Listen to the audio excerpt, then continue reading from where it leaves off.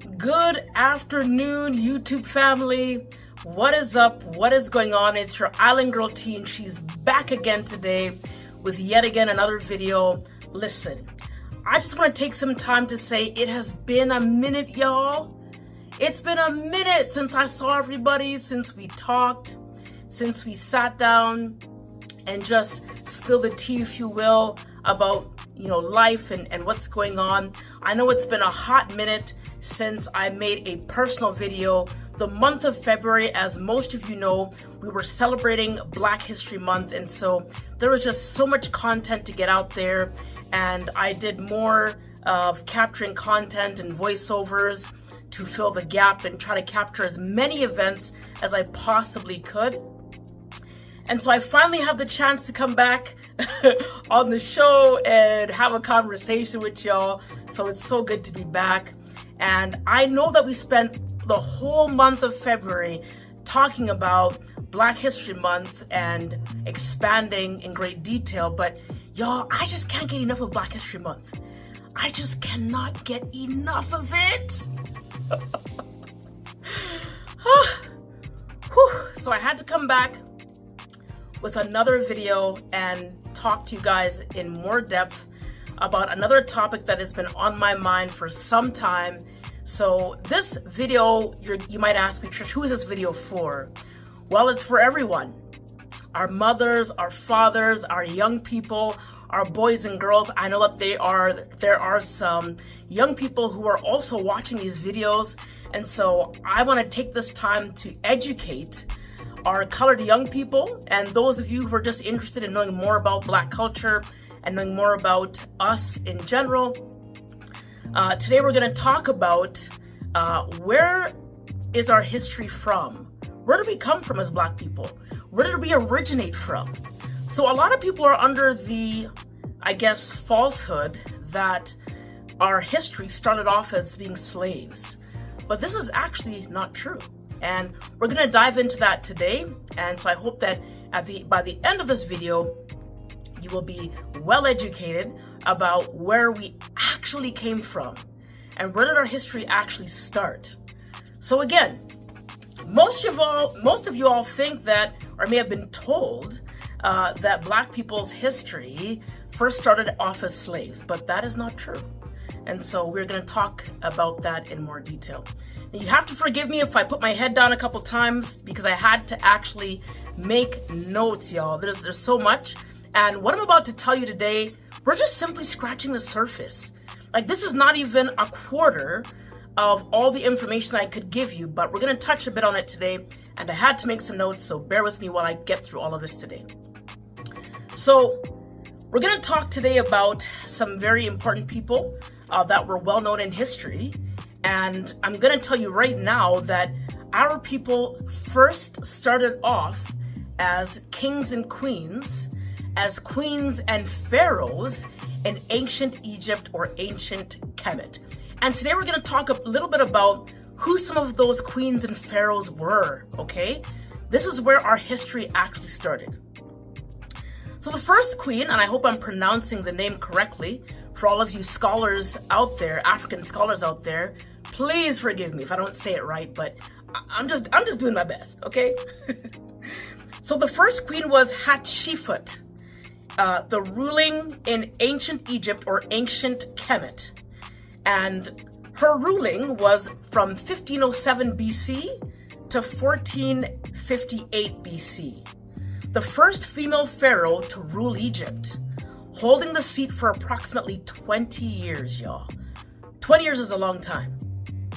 She renewed trade with the Aegean Islands in the north, or Western Asia in the east. In the land of Punt to the south, she undertook large architectural projects, one of Kemet's successful pharaohs.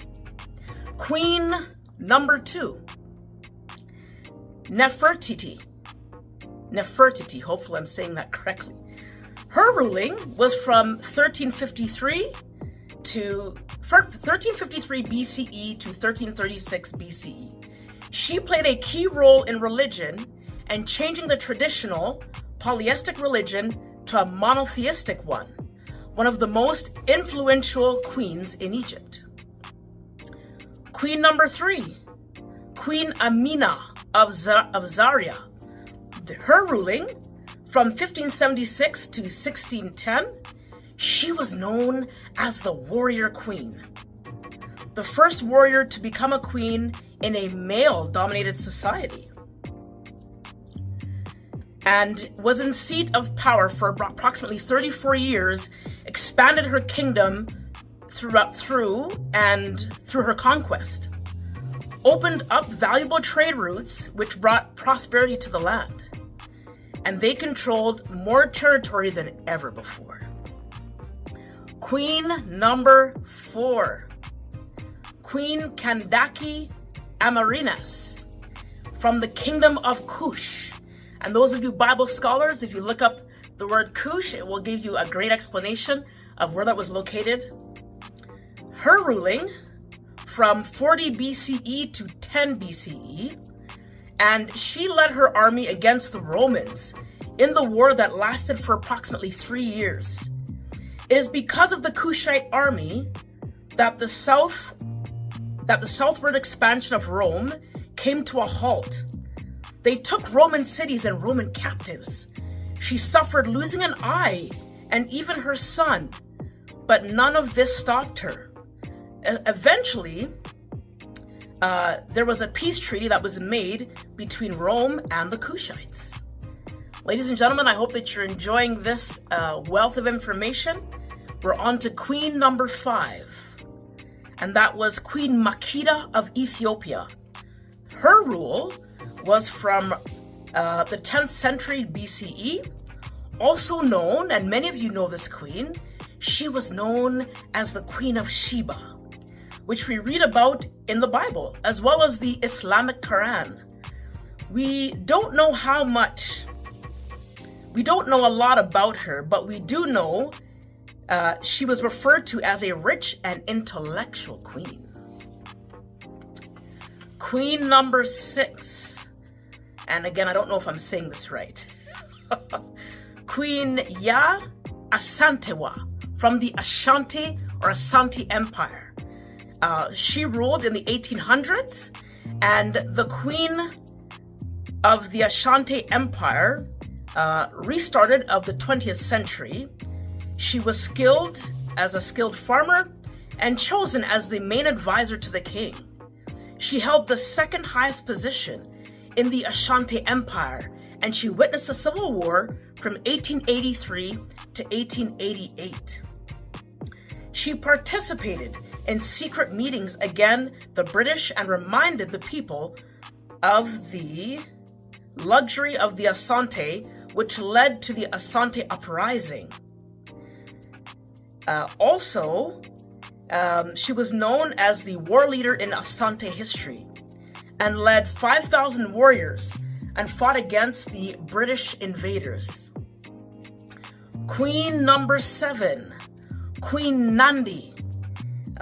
And let's see, her ruling was from 1816 to 1827, and she led a remarkable legacy. She opened the path for her son, Queen Shaka Zayun, who transferred and reshaped the Zulu kingdom. Both her and her son, through a tumultuous experience, expanded the kingdom and fought slave traders. Whew. Y'all, this is getting deep. Queen number 8, Queen Nzinga of Ndongo and Matamba. The rule of Ndongo was from 1624 to 1663, and the rule from Mataba, 1631 to 1663. This was a very powerful woman, an exceptional leader. She was known for espionage and military tactics, which helped her form numerous and strategic alliances and gathered knowledge of religious problems and trade. The knowledge helped her resist the aspirations of the Portuguese colonists. She then inhabited the throne of Ndongo during this time, that this kingdom was under attack from neighboring aggressors and the Portuguese. They then repositioned her land as an intermediate instead of a supply zone in the slave trade. She formed an alliance with Portugal, and then the Portuguese slave raiding as well. In 1626, Portugal betrayed Ndongo, and at that point she fled with her people to the west, and they founded a new state with Matamba to strengthen trade forces. They then formed a military force called Colombo Training and fought against the Portuguese. Whew. Moving on. Queen number 9. And this is Queen Moremi, Kingdom of Nigeria. Shout out to all our Nigerians. And her rule was during the 12th century. This queen was known to help and liberate her kingdom from the Ugbo kingdom.